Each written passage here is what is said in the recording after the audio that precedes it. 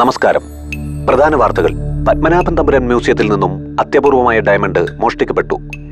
ഇന്നലെ രാത്രിയാണ് ഏതോ കൊള്ളസംഘം ഇത് കൈക്കലാക്കിയത്.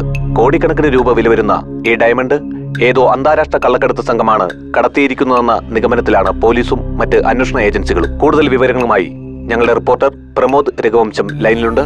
Hello mister Pramod. Hello Ratheesh, ഞാനിപ്പോൾ മ്യൂസിയത്തിന്റെ മുന്നിൽ നിന്നാണ് സംസാരിക്കുന്നത്.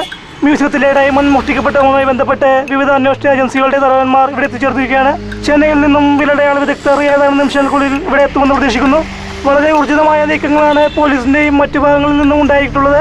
മോഷ്ടാക്കളെ എത്രയും പെട്ടെന്ന് അറസ്റ്റ് ചെയ്യാൻ കഴിയുമെന്നാണ് ആഭ്യന്തരമന്ത്രി ഇവിടെ വാർത്താ സമ്മേളനത്തിൽ പറഞ്ഞത്.